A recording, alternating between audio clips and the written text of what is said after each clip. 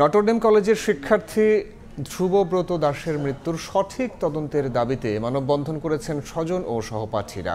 দুপুরে নটরডেম কলেজের সামনে আয়োজিত মানববন্ধনে ধ্রুবর বাবা মা জানান, 12 মে দুপুরে কলেজের ফাদার টিম ভবন থেকে নিচে পড়ে যান ধ্রুব। সহপাঠীরা রক্তাক্ত অবস্থায় তাকে হাসপাতালে নিয়ে গেলে চিকিৎসক মৃত ঘোষণা করেন। পরিবারের পক্ষ থেকে সিসিটিভি ফুটেজ দেখতে চাওয়া হলে কোনো ধরনের সহযোগিতা করেনি কলেজ কর্তৃপক্ষ। এইচএসসি পরীক্ষার্থী ছিলেন ধ্রুব। তার মৃত্যুর সঠিক তদন্তের দাবি জানিয়েছেন স্বজনরা।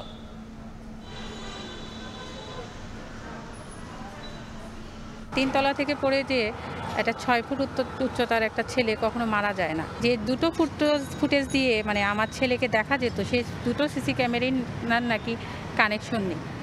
এবং আমি এটাও বলেছিলাম যে আমার ছেলে যে 3টা 20-এ পড়ে গেছে, এরপরে যে যারা কলেজ থেকে বের হয়েছে, কলেজের তো বাহির পাশেও দুটো সিসি ক্যামেরা আছে, আপনারা এটা দেখে চেক করেন যে আসলে কারা বের হলো ভিতর থেকে। তো আমাদেরকে তখন বলা হয়েছিল যে 400 থেকে 500 জন বাচ্চাকে চেক করা আমাদের পক্ষে সম্ভব না। আমার ছেলের সাথে যে অস্বাভাবিক যে ঘটনাটা ঘটেছে, আমরা সেইটারই কলেজ কর্তৃপক্ষকে বলেছি যে আমাদেরকে সেইটা জানার জন্য আমাদেরকে সাহায্য করুন, কিন্তু কলেজ কর্তৃপক্ষ আমাদেরকে এখন পর্যন্ত কোনো সাহায্য করেনি।